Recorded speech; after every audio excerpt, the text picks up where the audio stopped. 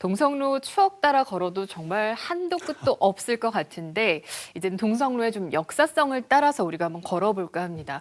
여기가 또 3.1 독립운동과 관련이 있죠. 기념비도 실제로 있고요. 네, 그렇습니다. 대백에서 중파 중간 지점에 중앙에 뻥 뚫린 만세 모형을 갖춘 기념비가 남아 있습니다. 3.1 운동은 사실 대구에서는 3월 8일 날 만세 운동이 시작됐기 때문에 그때 마지막 끝 지점, 그날의 마지막 만세의 공간이고 많은 사람들이 다쳤던 곳이고 또 대백 앞이었죠. 마지막 그곳이라서 아마 역사적 흔적이 아직도 남아 있는 곳입니다. 대구 만세 운동의 종착지가 네. 동성로라는 건데 좀 갑자기 부끄러워지네요.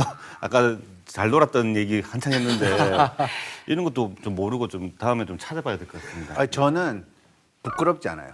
이게 그래요? 처음에는 이게 과연 그 공간 두 역사가 이질적이라고 생각을 했는데, 그러니까 대구는 늘 이곳에서 사람들끼리 모였고 모이고, 예. 중요한 걸 나눴고, 그게 뭐 일제에 대한 저항이든 연애이든 뭐든 간에 시대 여기가 정신을 중심지였다라는 제대로 구현했던 거죠. 네. 담고 그게 있는 장소의 거죠. 힘이죠.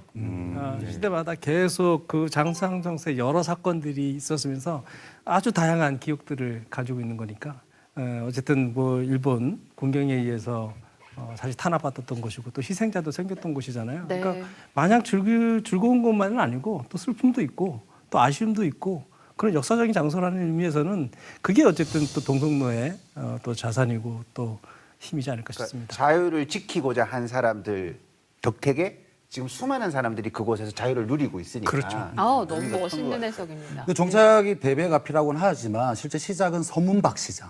그 인교동 오토바이 골목 네. 그 앞에 지금 가보면 광장 아니에요. 조그만 곳인데 네. 당시에는 굉장히 큰 곳이었고요. 그 당시에는 또 3-4명이 모이면은 탄압당했어요. 유일하게 3-4명이 모일 수 있는 곳은 교회와 학교밖에 없는. 그래서 개성고등학교 학생들이 태극기를 만들고 독립선언문을 이렇게 만들어내서 요즘 카피라 그러죠. 출력을 해서 등기로 이렇게 해서 등사로 만들어서 했는데 거기서부터 만세운동이 시작돼서 출발하게 된 거죠. 그러다가 좀 안타까운 기억은 중부경찰서 아시죠? 예. 거기 옥상에 기관총이 설치돼 있었어요.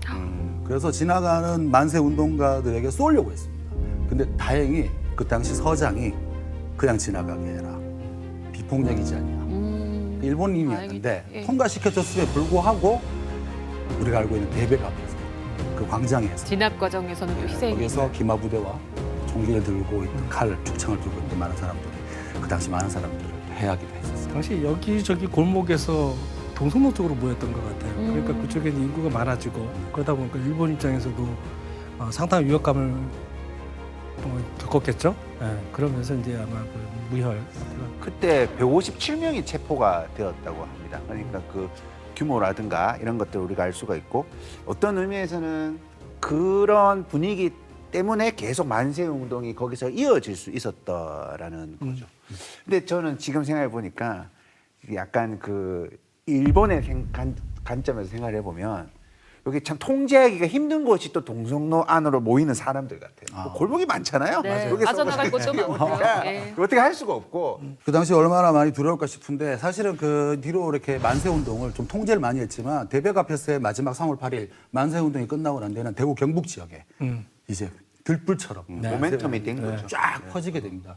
근데 대백 앞에서 좀 그 현장에 있었던 기록을 보니까 총을 쏘고 이럴 때도 계속 비폭력을 했는데 어린 학생이 제일 먼저 쓰러졌나 봐요. 그걸 본 시민들이 막 지객꾼들이 들고 나와버리고 그걸 하지 말라 해도 끝까지 싸우려고 했던 그런 모습이 있어서 대구가 가지고 있는 시대를 또 저항하는 잘못된 시대를 저항하는 정신도 아마 대구에서 대백 앞에서 동성로에서 또 이루어지지 않았나 그런 생각도 듭니다.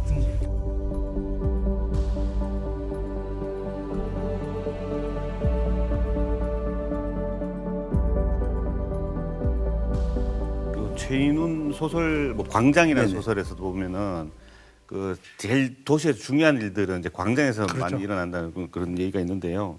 그 이후에도 지금 동성로가 민주광장 역할을 맞습니다. 많이 한 게 있죠. 네, 저는 아직 어릴 때 기억이 납니다. 사촌 형이 영남대학교를 다니고 있었어요. 그래서 제가 초등학교 저학년인데 저를 데리고 뭐 집회 장소, 시위 장소에 간 거예요.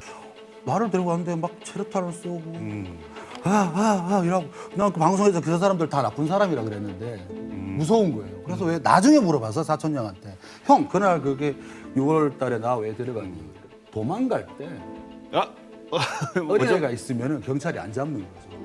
그래서 다 데리고 87년이면 그 당시가 60 민주항. 네. 시방쟁도 대구에서 크게 났어. 그 영상이 아직도 남아 있어요. 유신학원 쪽으로 해서 쫙 펼쳐다가 다시 대백에 모이고 서로 이제 해산하는 집회를 가지고 다시 모이고 그리고 누가 모이자고 하지 않아도 또 와 있고 그럼 또 영남대, 계명대, 경북대 그 당시 효성여대 이런 사람들이 또 나와서 또 진두하고. 그러고 보면 이제 동성로라는 게 단순히 추억을 품고 어떤 상권으로서의 기능만 한 것이 아니라 대구가 어떤 저항의 메시지를 내고 싶을 때 시민들의 목소리를 분출하고 싶을 때 이 광장으로 모였다라는 생각이 들고 지금도 여전히 그런 뭐 소수의 목소리들 이 사회에 꼭 필요한 목소리들은 이어지고 있거든요. 사람이 많이 모이는 것 자체가 어떻게 보면 이제 힘이 되는 거니까 동성로 광장은 어쨌든 그런 부분에서 작용을 했을 것이고 그러니까 광장이 장소만 있다고 광장으로 의미를 부여받지 않거든요. 그렇죠. 모든 대학에 다 노천 극장이 있습니다. 무대가 있습니다. 근데 다 그게 그런 의미를 지니고 있지 않는 것처럼 그냥 단순히 사람이 있고 공간이 있어서 이 동성로 광장, 대백 앞에 그 광장으로 인정을 받는 게 아니라 그 안에 사람들이 절실하게 이야기를 했고 그걸 듣는 사람들이 있고 그리고 제일 중요한 거는 이제 그 87년 민주화 항쟁 그 과정에서도 그러니까 저는 그때 병원을 다녔는데 네. 아침에 가니까 체류탄 냄새가 엄청 나요. 근데 하루는 다 가요. 저녁에 시위하기 전까지는 또 하루가 가고 또 약간 날이 저물면 또 시위하러 오고 또 체류탄 쏘고 그러니까 그 공간에서 어떤 이야기를 하더라도 그럼 저 사람이 여기 와서 이야기를 하지 어디 가서 이야기를 하냐 이런 분위기 속에서 진짜 어떤 광장의 의미가 어색하지 않았다 그렇게 봐야 되지 않을까 생각합니다.